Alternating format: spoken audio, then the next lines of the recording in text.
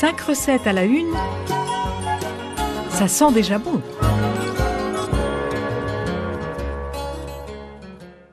Aujourd'hui, je vous propose une recette sans gluten, sans lactose et sans œufs. Que reste-t-il donc pour ces cookies sablés à la pomme râpée que vous retrouverez dans un livre de Valérie Cupillard, Cuisiner gourmand, sans gluten, sans lait, sans œufs. En fait, la pomme râpée permet d'amalgamer la pâte. Juteuse, elle réhydrate le tapioca, celui-ci aidant à lier. Pour une quarantaine de petits cookies, voici les ingrédients nécessaires. 180 g de farine de riz complet, 100 g de margarine végétale bio non hydrogénée, 80 g de sucre de canne complet, 40 g de noisettes, 40 g de chocolat noir en vérifiant bien sur le papier d'emballage qu'il soit sans ses allergènes, 2 cuillerées à soupe de tapioca, 1 cuillerée à soupe de poudre levande sans gluten, 1 pomme, 2 pincées de vanille en poudre ou 1 cuillerée à café de cannelle ou encore de cardamome.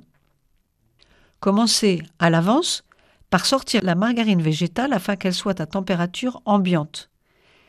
Préchauffez votre four à 6 ou 180 degrés. Versez le sucre de canne dans un saladier. Ajoutez-y la margarine ramollie, puis incorporez la farine de riz ainsi que le tapioca et la poudre levante. Râpez la pomme non épluchée dont vous supprimerez le cœur et les pépins. Ajoutez-la dans la pâte précédente et mélangez bien pour retrouver une consistance classique de pâte à gâteau.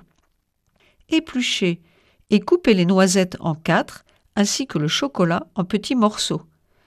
Ajoutez-les dans la pâte en même temps que la vanille ou la cannelle.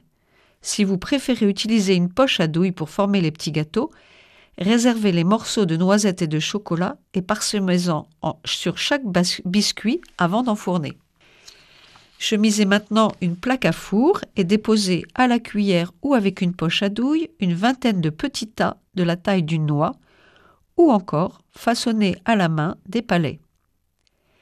Préparez une deuxième plaque à four avec le restant de la pâte.